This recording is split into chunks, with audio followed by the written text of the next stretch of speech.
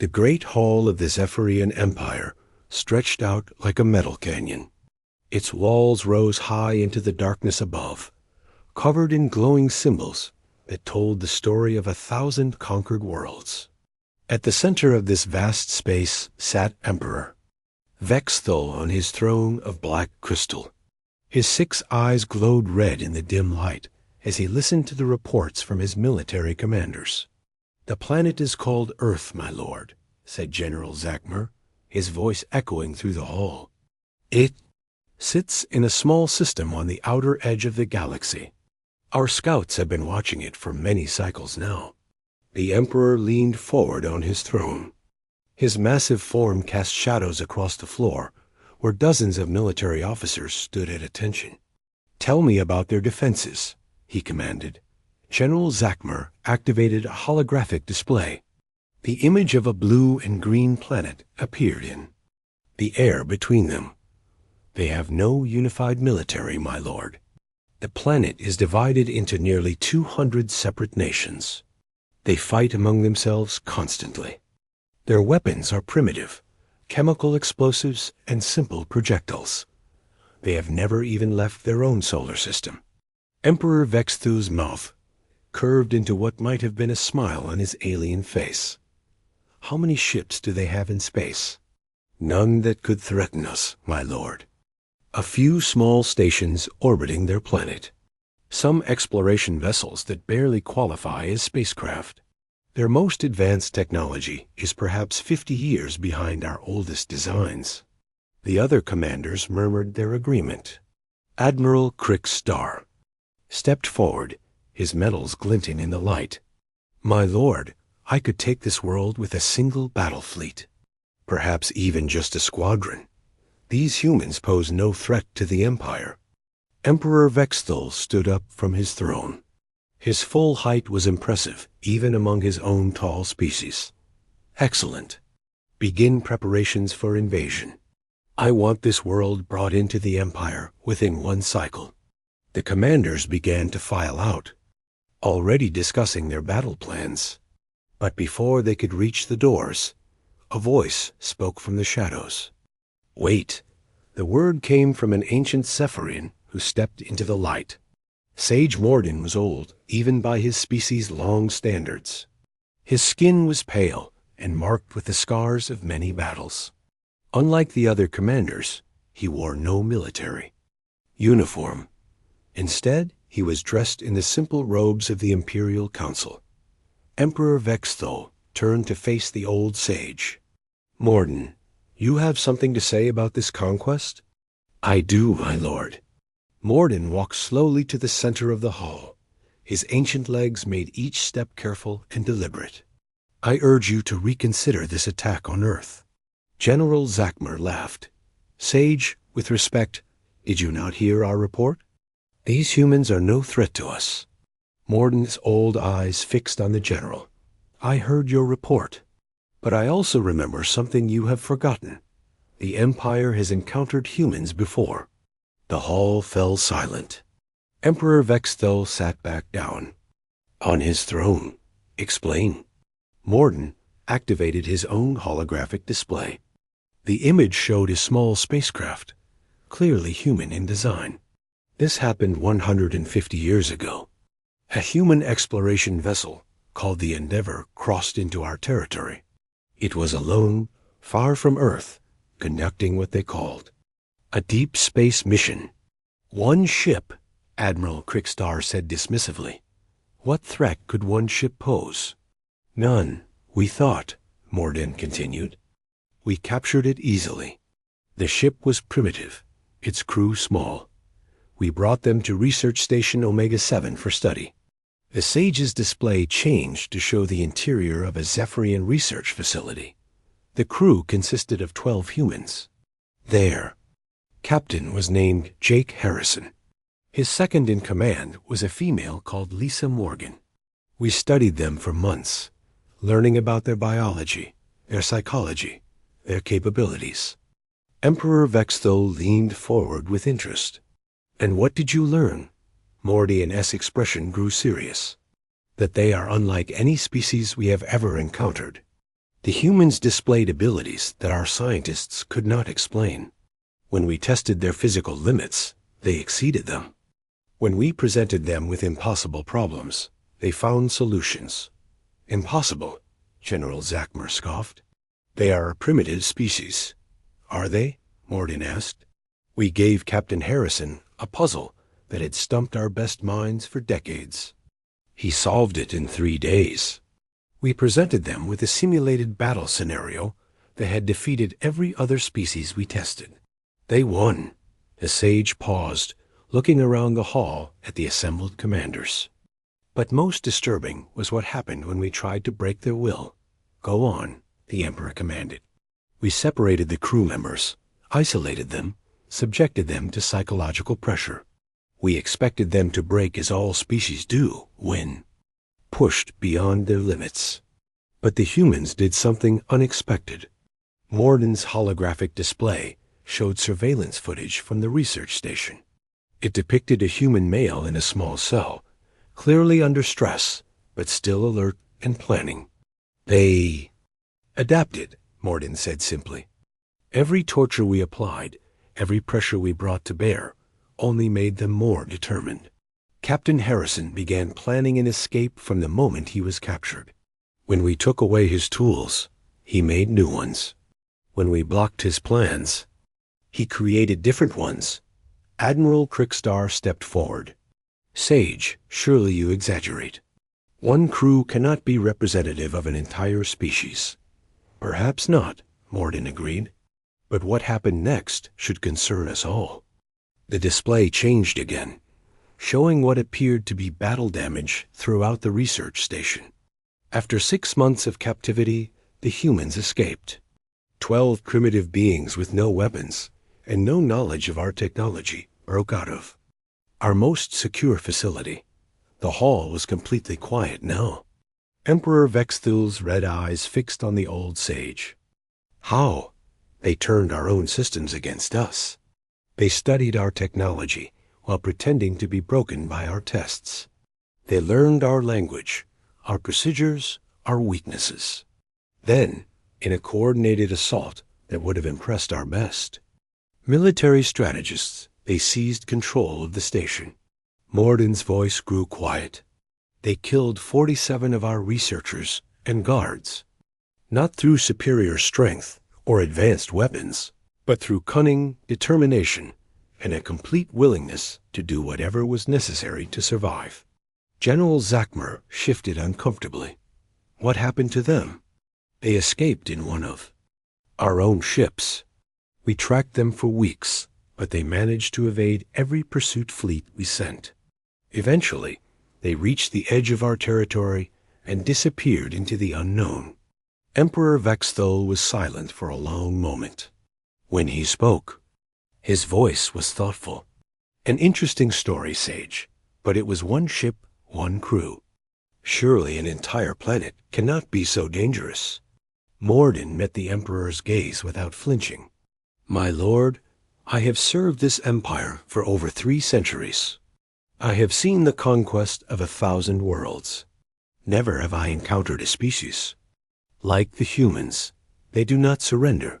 They do not break. They adapt, they improvise, they overcome. The old sage's voice grew urgent. Captain Harrison's last message before he escaped was intercepted by our communications array. He said, "Tell your empire that Earth remembers its children. If you come for us, come prepared for war, unlike anything you have ever seen." Emperor. Vexthul stood again, his massive form towering over the assembly.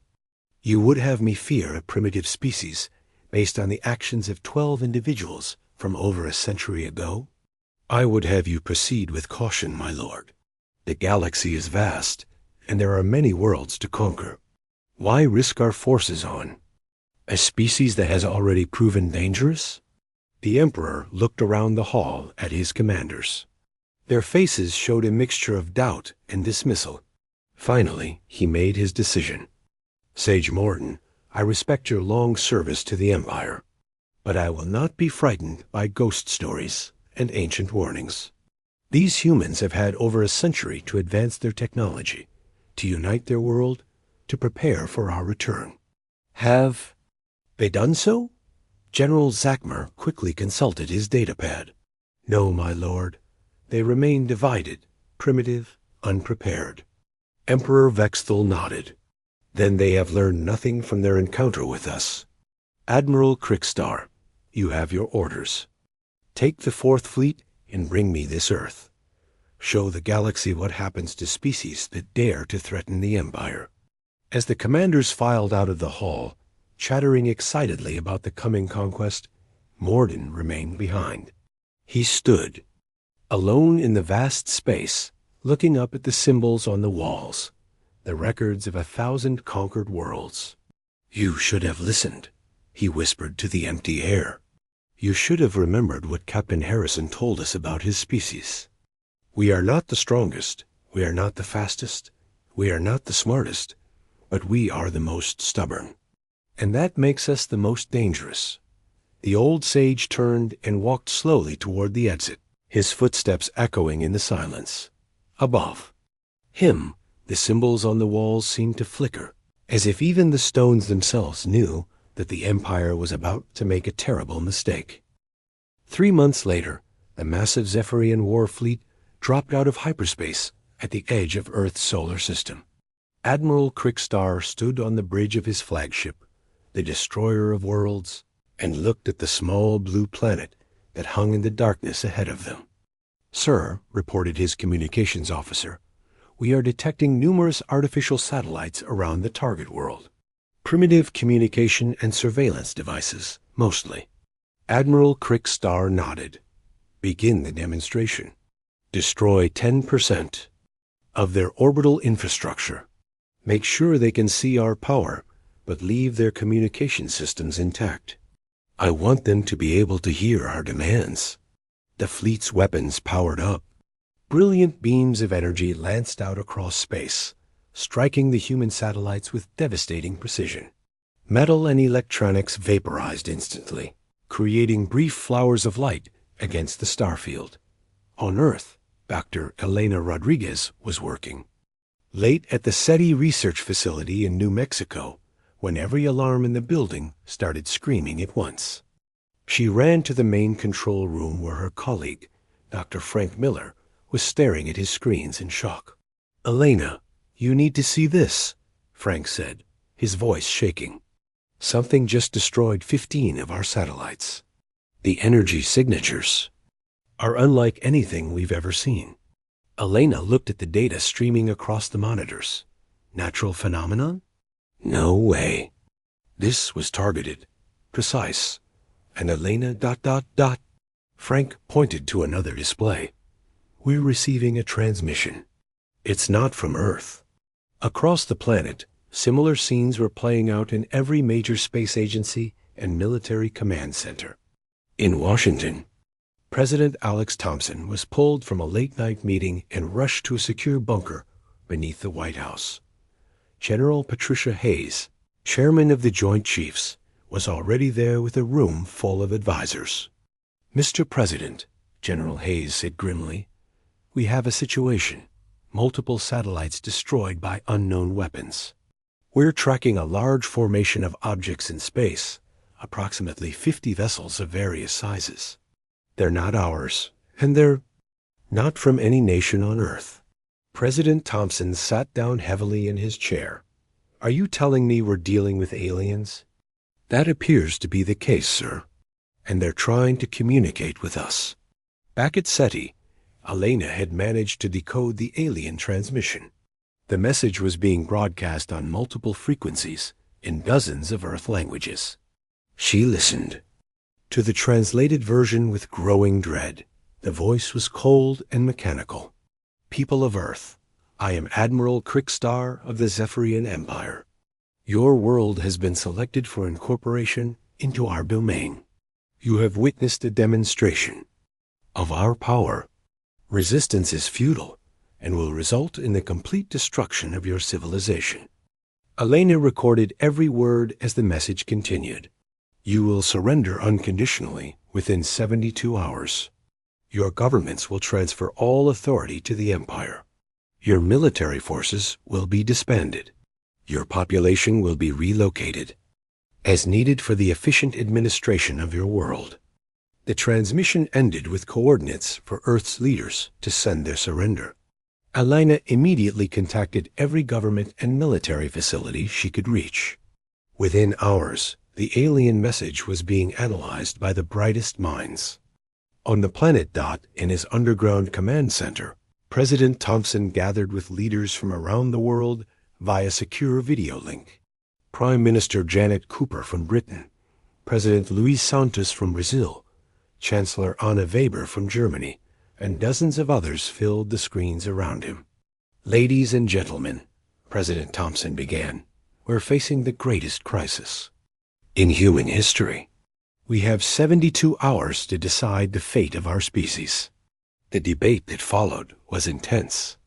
Some leaders argued for immediate surrender, pointing out that resistance against such advanced technology would be hopeless.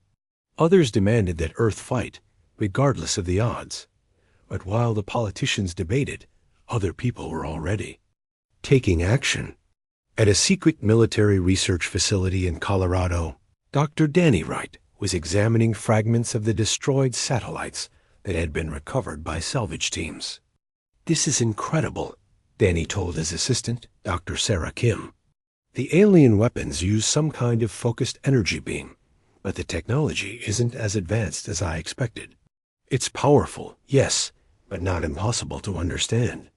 Sarah looked over his shoulder at the analysis. "Can we build defenses against it? Maybe, but we'd need time, resources, and a lot of luck." Danny paused, studying the data. "Sarah, I think these aliens made a mistake." "What do you mean?" "They gave us 72 hours. They think we'll spend that time panicking and surrendering. But what if we don't?" Meanwhile, at military bases around the world, officers like Colonel Ryan Brooks were preparing for the worst. Ryan commanded a special forces unit trained for impossible missions. As he briefed his team, his expression was grim but determined. "Men, the situation is simple," Ryan told his soldiers. "We're facing an enemy with superior technology and numbers. By all logic, we should surrender. But logic has never won a war. Determination has. Courage has. And if these aliens think they can take our world without a fight, they're about to learn something about human nature." The aliens, waiting in orbit, were confident that the 72-hour deadline would bring Earth's surrender. Admiral Crickstar used the time to study the planet below, gathering intelligence on human military capabilities and population centers. "Their weapons are even more primitive than our initial reports suggested," his tactical officer reported. "Chemical explosives, kinetic projectiles, nuclear devices of limited yield. They pose no threat to our shielded vessels." Admiral Crickstar was pleased. "Excellent. When they surrender, we can begin the occupation with minimal resistance." "Have you identified their command centers?" "Yes, sir. Their governments operate from predictable locations in major cities. Once we secure these positions, the rest of the planet will fall in line." But the Admiral's confidence was misplaced. In the final hours before the deadline, President Thompson made a decision that would change everything. Instead of preparing for surrender, he had spent the 72 hours coordinating with military leaders, scientists, and engineers around the world. "General Hayes," the president said, "send our response to the alien fleet." The message that went out to Admiral Crickstar was brief and unexpected. "Admiral, this is President Alex Thompson speaking for the people of Earth. We have considered your demands carefully. Our answer is no. If you want our world, you'll have to take it." On the bridge of his flagship, Admiral Crickstar stared at the communication in disbelief. His officers looked at each other in confusion. In all their years of conquest, no primitive species had ever refused their initial demand. "Sir," his communications officer said hesitantly, "should we broadcast the message again?" Perhaps they didn't understand. They understood. Admiral Crickstar replied grimly. Send word to all ships. Prepare for planetary assault. It seems these humans need to be taught a lesson about the futility of resistance. As the alien fleet moved closer to Earth, Admiral Crickstar couldn't shake a feeling of unease. In his long career of conquest, he had learned to trust his instincts. And right now, those instincts were telling him that something was wrong. The planet below looked peaceful and defenseless. Its cities glowed softly in the darkness, showing no signs of panic or military mobilization. For a species facing extinction, the humans seemed remarkably calm. Admiral, his tactical officer reported, were detecting some unusual electromagnetic activity from the planet's surface. It appears to be communication traffic, but the volume is much higher than normal. Probably. Their governments coordinating surrender negotiations. Admiral Crickstar dismissed. Humans are known to be talkative. Begin the assault. But the electromagnetic activity wasn't surrender negotiations. It was Dr. Danny Wright and thousands of scientists and engineers around the world sharing information at light speed. In 72 hours, they had accomplished something that should have taken months. They had reverse-engineered enough of the alien technology to understand its weaknesses. Dr. Sarah Kim looked at the final calculations on her screen. Danny, I think this might actually work. Danny Wright nodded grimly. It has to work. We don't get a second chance. Across the planet, similar conversations were taking place. Colonel Ryan Brooks was reviewing his mission parameters with his team. Dr. Elena Rodriguez was coordinating with military communications to monitor alien transmissions. Ordinary citizens were moving to underground shelters, but many were also reporting to civil defense stations, ready to contribute to Earth's defense. As the first alien dropships entered Earth's atmosphere, Admiral Crickstar expected to see the usual signs of a conquered world: panic, chaos, desperate and disorganized resistance that would be easily crushed. Instead, he saw something that made his blood run cold. The human response was coordinated, precise, and utterly unexpected. Anti-aircraft weapons that shouldn't have been able to touch his ships were scoring direct hits. Communication networks that should have been chaos were operating with military efficiency. Admiral, his pilot reported, voice tight with concern, we're taking heavy casualties. The humans seem to know exactly where to hit us. Admiral Crickstar stared at the tactical display in growing alarm. This wasn't how a conquest was supposed to go. These humans were supposed to be primitive, disorganized.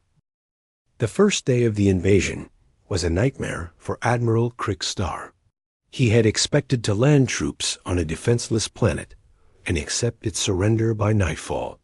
Instead, his forces were being torn apart by weapons that shouldn't exist and tactics that made no sense. In orbit above Earth, the Admiral studied the reports flooding in from his ground commanders.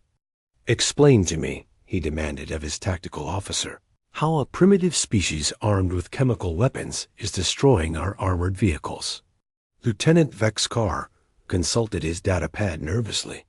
Sir, they appear to be using improvised explosive devices placed in strategic locations. But the humans aren't fighting us directly. They attack and then disappear. Disappear where? Into their cities, sir. They're using the civilian population as cover. Our soldiers can't tell the difference between combatants and non-combatants. Admiral. Crickstar slammed his fist on the command console. In every previous conquest, enemy forces had met them in open battle, where superior Zephyrian technology could overwhelm any resistance. These humans were refusing to fight fair. On Earth's surface, General Patricia Hayes was coordinating the global defense from a bunker deep beneath the Pentagon. Around her, screens showed the battle raging across every continent.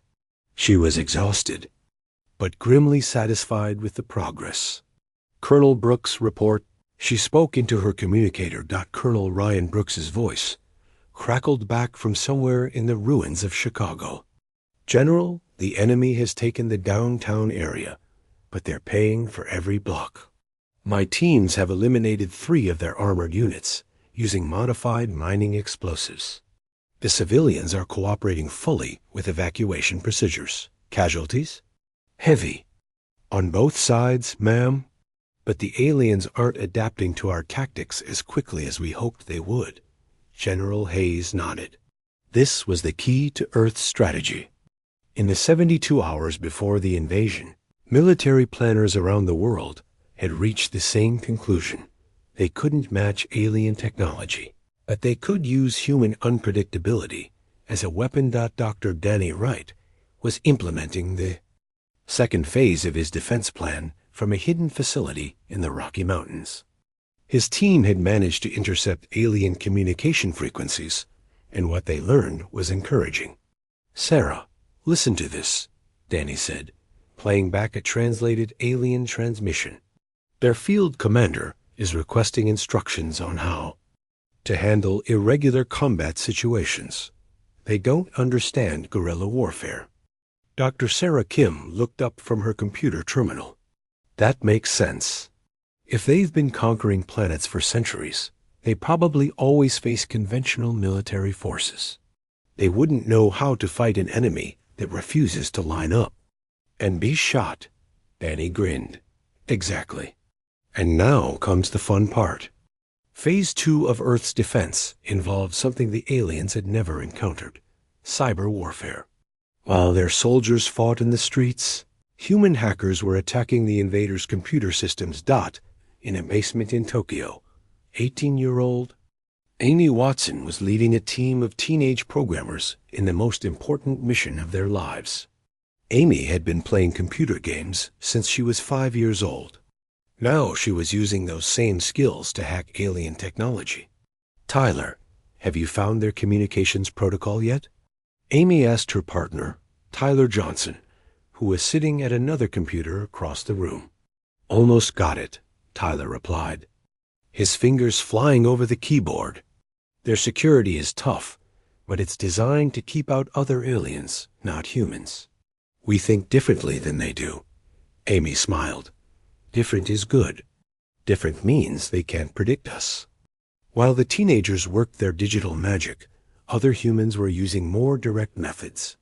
In London, Captain Michelle Torres was leading a night raid on an alien command post.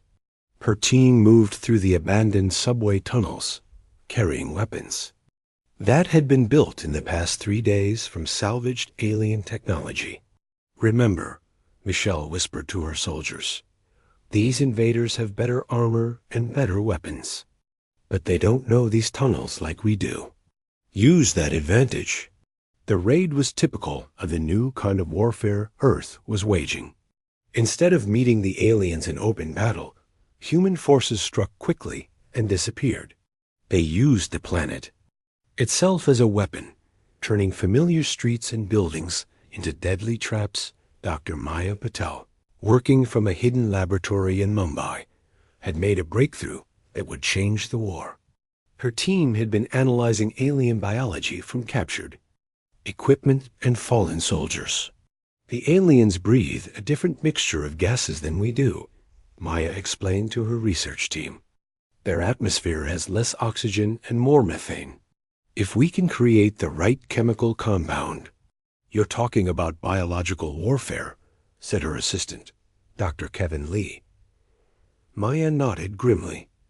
I know it sounds terrible, but they came here to enslave or destroy us. We have to use every weapon we can find.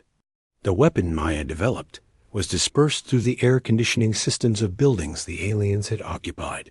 It wasn't lethal, but it made the invaders sick and confused.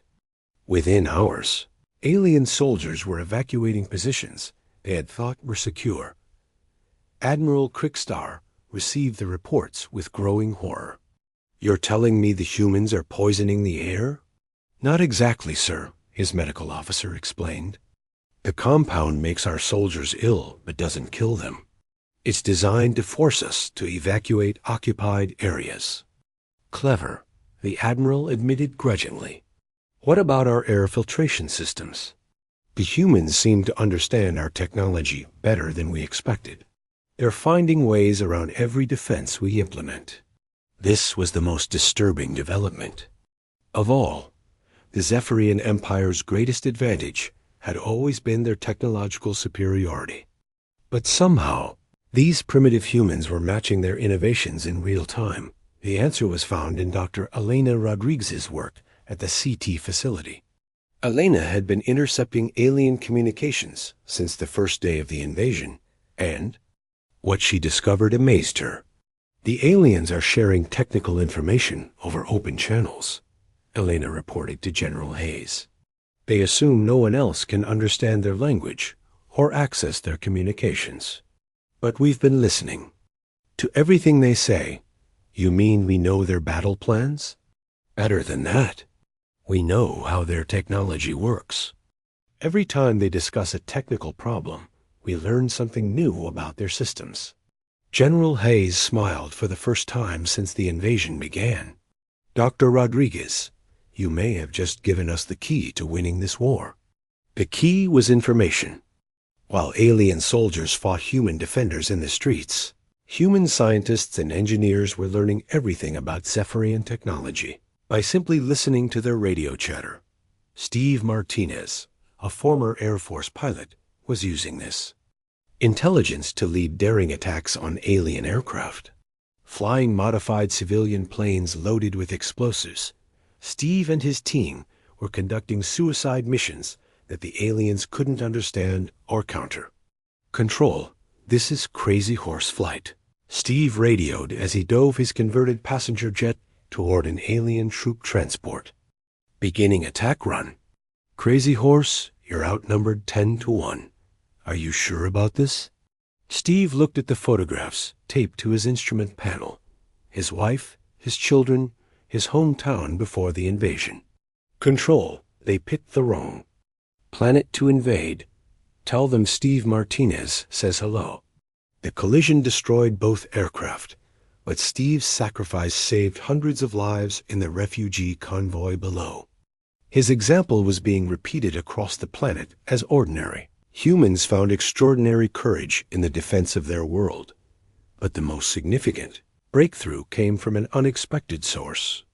Lucy Chun, a computer programmer from San Francisco, had been working on cracking alien computer codes when she made an incredible discovery.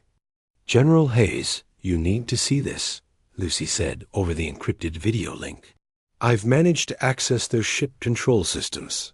General Hayes leaned forward. What kind of access? Full access. Navigation, life support, weapons, communications. If I can get close enough to their ships, I can take control of them remotely. The implications were staggering.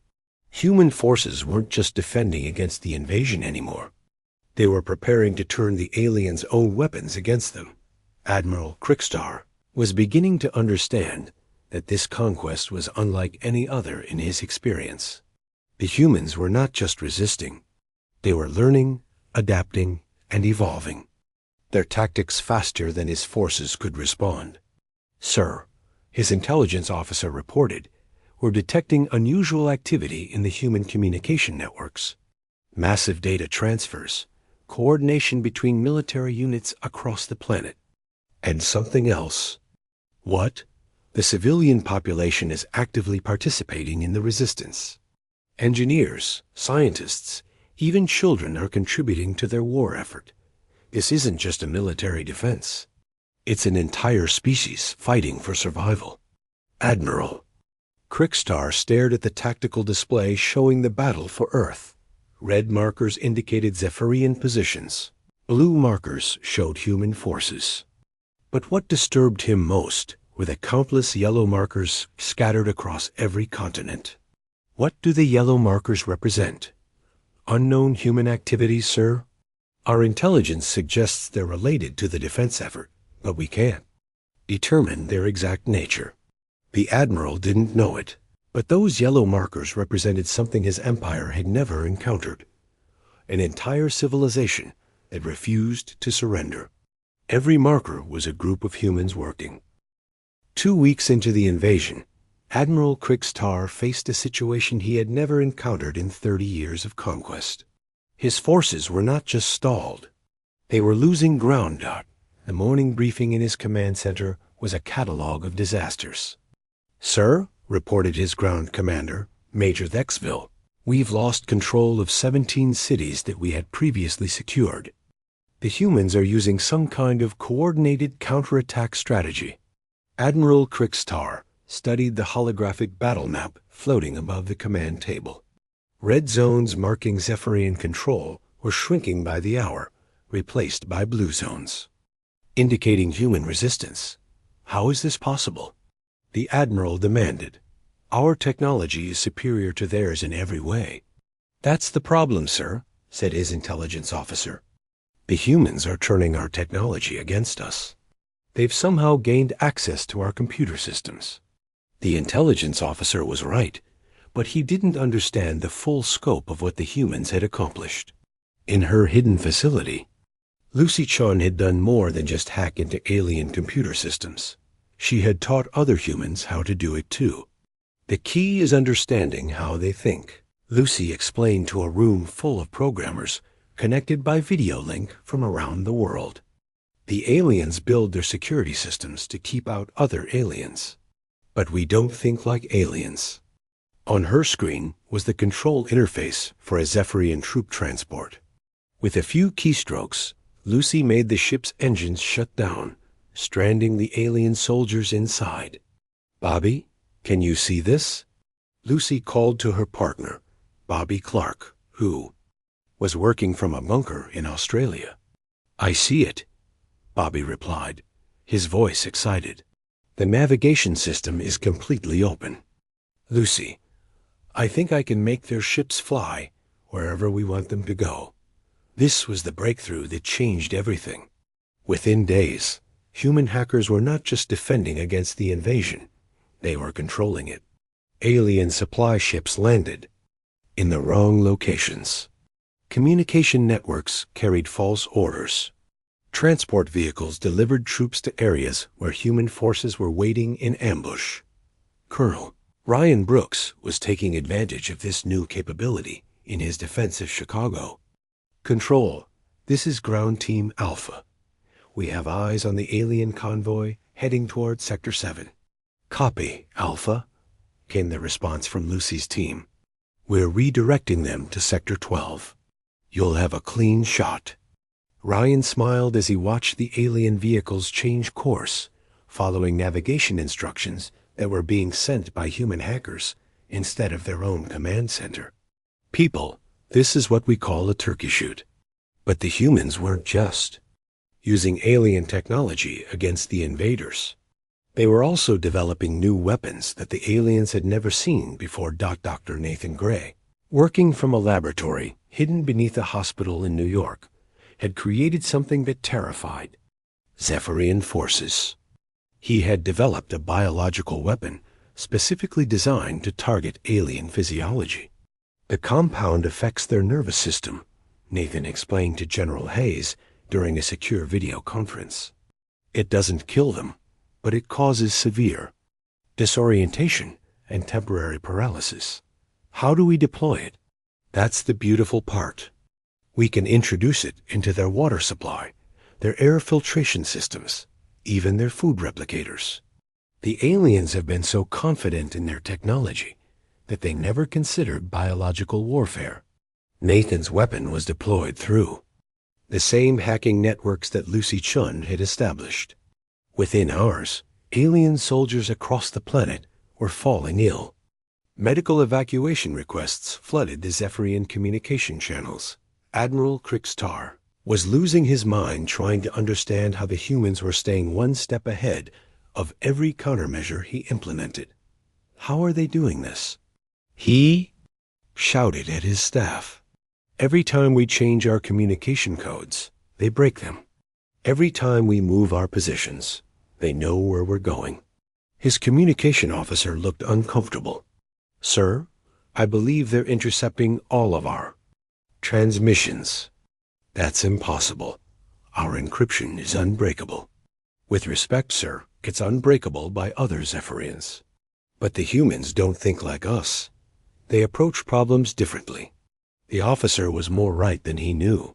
Dr. Elena Rodriguez had not only been listening to alien communications from the beginning, she had also been learning their language, their culture, and their way of thinking. The aliens are very logical, Elena explained to her team at SETI. They approach every problem the same way. Once you understand their thought patterns, you can predict what they'll do next. Elena's insights were being shared with military commanders around the world. Human forces were not just reacting to alien moves. They were anticipating them. Captain Michelle Torres was using this advantage in her operations in London. The aliens always retreat to the highest ground when they're under pressure, she told her team as they prepared for another night raid. That means they'll fall back to the financial district. We'll be waiting for them there. The raid was a complete success. The alien forces retreated exactly where Michelle had predicted, walking straight into a trap that had been prepared hours in advance. But perhaps the most devastating blow to the fall Zephyrian forces came from an unexpected source. Jamie Phillips, a 19-year-old communications specialist working from a mobile command center in Texas, made a discovery that would change the entire war.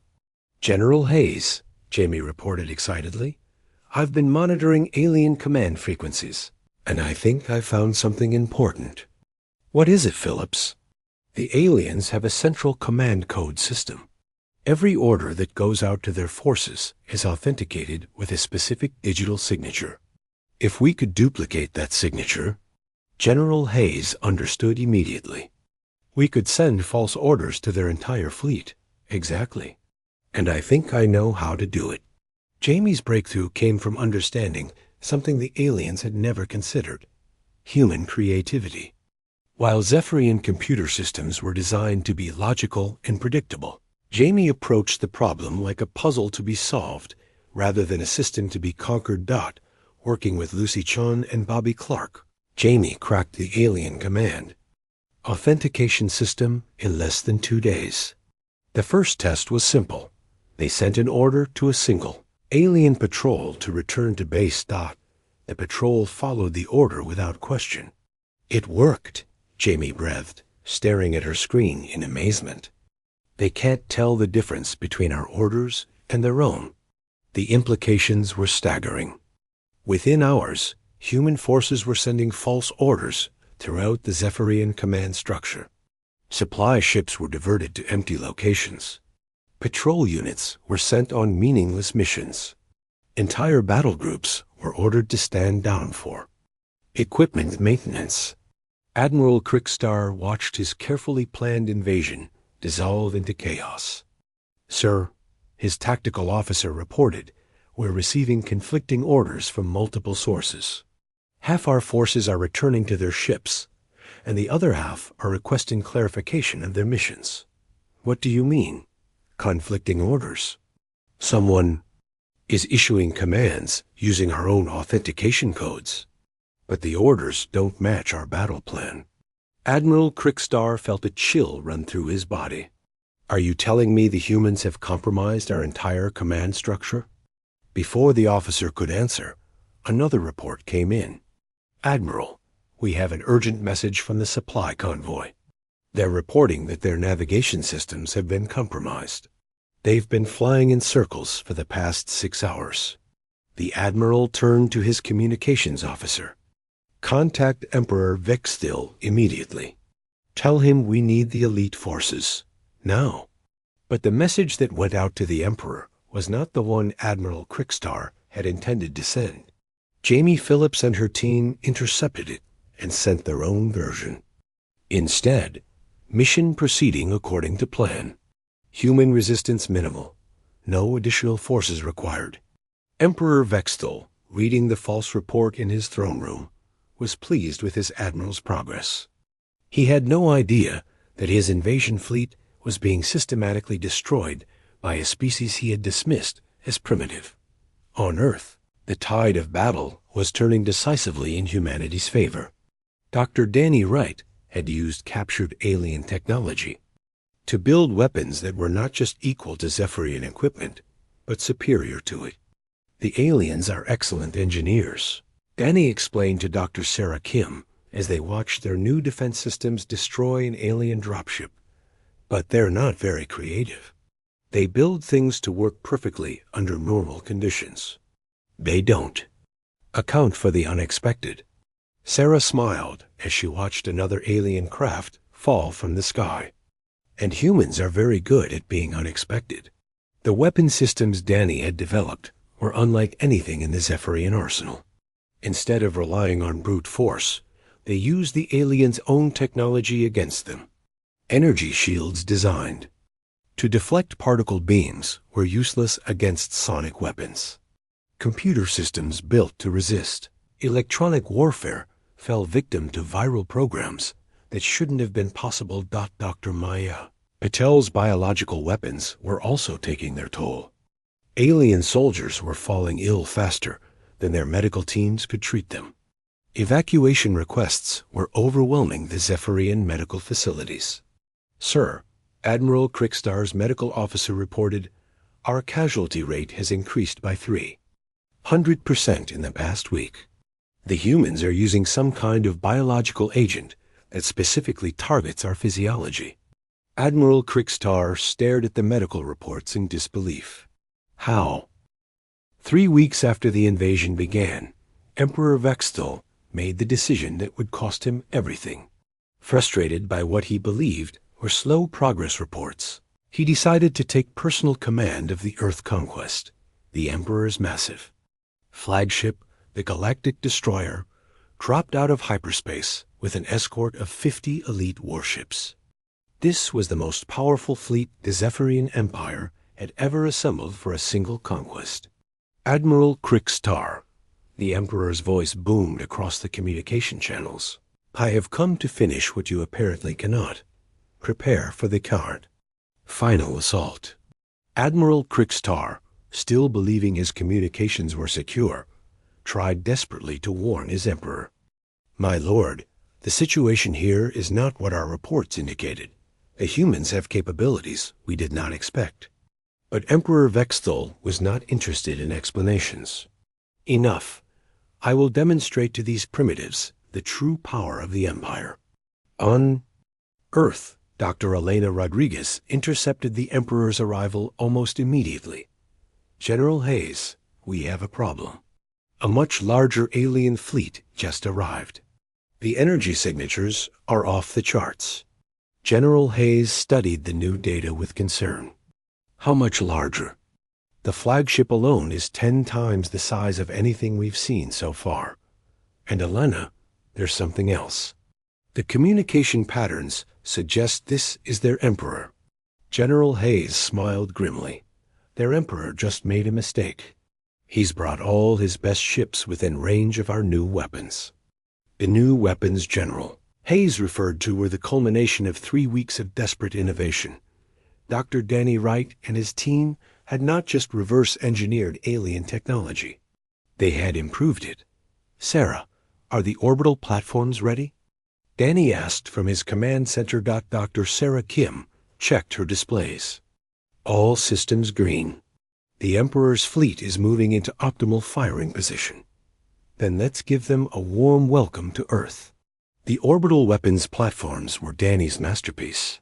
Built using captured alien technology and human engineering, they were invisible to Zephyrian sensors and more powerful than anything in the alien arsenal. The first salvo from the hidden platforms caught Emperor Vexthal's fleet completely by surprise. 3 escort vessels were destroyed instantly, their shields useless against weapons they couldn't detect. What was that? Emperor Vexthal demanded from his bridge. Where did those attacks come from? His tactical officer stared at his instruments. In confusion. Unknown, my lord. We're detecting no enemy vessels in the area. That's impossible. Our ships are being destroyed by something. But it wasn't impossible. It was human ingenuity. Danny Wright had solved the problem of fighting a technologically superior enemy by making his weapons invisible to their sensors and more powerful than their defenses. The second salvo destroyed 5 more alien warships.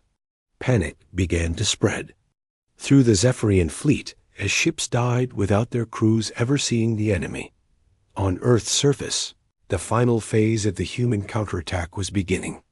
Lucy Chun, now commanding a network of hackers from around the world, launched the most ambitious cyber attack in history.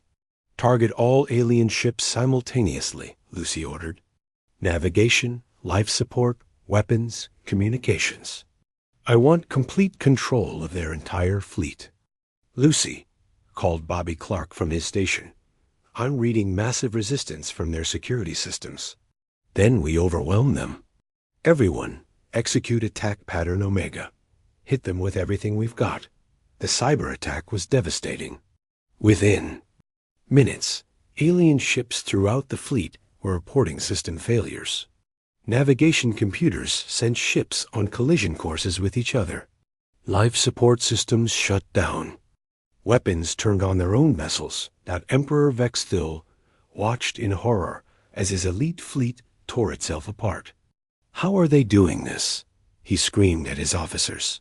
My lord, his communication officer reported, we're detecting massive intrusion. Attempts on all our computer networks. Someone has gained access to our systems. Primitive humans couldn't possibly penetrate our security. Apparently they can, my lord. But the Emperor's greatest shock was yet to come. Jamie Phillips, monitoring. Alien communications from her command center in Texas had discovered something that would end the war. General Hayes, Jamie reported excitedly, I've found the Emperor's personal command codes. The ones he uses to control the entire Zephyrian fleet. General Hayes leaned forward. You're certain? Positive. And here's the best part. The codes also work on ships that aren't even here. I can send orders to any Zephyrian vessel in the galaxy. The implications were staggering. Jamie Phillips, a 19-year-old human from Texas, now had the ability to command the entire Zephyrian military. What should we do with it? Jamie asked. General Hayes thought for a moment. Send a message to every Zephyrian ship in the galaxy. Tell them their Emperor has ordered a complete withdrawal from all occupied systems and a return to their home world. Jamie's fingers flew over her keyboard. Within minutes, the order was transmitted across the galaxy using the Emperor's own command codes. Thousands of Zephyrian ships began withdrawing from conquered worlds, following what they believed were direct orders from their Emperor back in Earth orbit. Emperor Vexthil was facing the destruction of his invasion fleet. Dr. Nathan. Gray's biological weapons were affecting the crews of every ship. Alien soldiers were collapsing at their posts, overcome by illness they couldn't understand or treat. Captain Michelle Torres was leading the final ground assault against the remaining alien forces. Her team moved through the streets of London, now cleared of alien occupation. All teams, this is Torres, she radioed. The aliens are in full retreat. Press the advantage. But the retreat was turning into a rout. Alien forces that had once seemed invincible were fleeing in panic. Their technology, their superior numbers, their military experience meant nothing against an enemy that refused to fight by conventional rules. Steve Martinez's spirit lived on in pilot Carol Adams and dozens of others who followed their example. The converted civilian aircraft continued their suicide attacks, each one taking out alien vessels worth millions of credits. Freedom flight to all units, Carol radioed as she guided her converted passenger jet toward the Emperor's flagship. This is for Earth. The collision between Carol's aircraft and the Galactic destroyer caused massive damage to the alien vessel. Emperor Vexthil was thrown from his command chair as explosions rocked his ship. My lord, his engineer reported. We've lost primary power. Life support is failing. I recommend immediate evacuation. Emperor Vexthul stared at the tactical display showing the destruction of his fleet. In a few short hours, the most powerful force in Zephyrian history had been reduced to scattered wreckage by a species he had dismissed as primitive. "Sir," his communication officer said weakly, "we're receiving a transmission from the planet's surface. It's from the humans." "Put it through." Dr. Elena Rodriguez's voice filled the bridge of the dying flagship. "Emperor Vexthul, this is Dr. Elena Rodriguez speaking for the people of Earth. Your invasion has failed. Your fleet is destroyed. Your empire is in retreat across the galaxy." Emperor Vexthul found his voice. "How? How did you defeat us?" Elena's reply was calm and measured. "You made the same mistake your admiral made, and the same mistake your scouts made over a century ago. You underestimated us. You saw a primitive species and assumed we were weak. You forgot that sometimes the most dangerous enemy is the one you don't understand. What do you want from us? We want you to leave. We want you to tell every species in the galaxy that Earth is not to be touched. And we want you to remember something. We didn't want this war. You brought it to us. But now that you've shown us what's out there, we'll be ready." Emperor Vexthul looked around his ruined bridge at his defeated officers. "We will withdraw." "No," Elena replied. "You'll run, and you'll keep running until you're out of our solar system. Then you'll send a message to every world in your empire. You'll tell them that Earth is a forbidden planet. You'll tell them why." The Emperor's evacuation shuttle left the burning hulk of his flagship an hour later. As the surviving alien vessels limped away from Earth, they carried with them a message that would echo throughout the galaxy. Emperor Vexthul's final transmission was broadcast on all Zephyrian frequencies. By imperial decree, the planet known as Earth is hereby designated as Forbidden's territory. No ship of the Empire shall approach within 100 light years of this system. The species known as humans are to be avoided at all costs. The message continued, "Let it be known throughout the galaxy that humans do not fight as other species fight. They do not think as other species think. They do not surrender as other species surrender. They are adaptable, unpredictable, and utterly ruthless in defense of their world. Any commander who suggests conquest of Earth will be stripped of rank and exiled. Any ship that enters human space will be considered lost. This is not a defeat. This is a warning to future generations. Some worlds are not meant to be conquered." On Earth, the news of victory spread around the planet. In her laboratory, Dr. Elena Rodriguez received a final communication from the departing alien fleet. It was from Sage Mordin. "Dr. Rodriguez," the old alien's voice was tired but respectful, "I tried to warn them. I told them about Captain Jake Harrison and his crew. I told them that humans were dangerous. They wouldn't listen." Elena smiled. "Sage Morden, we remember your peoples first.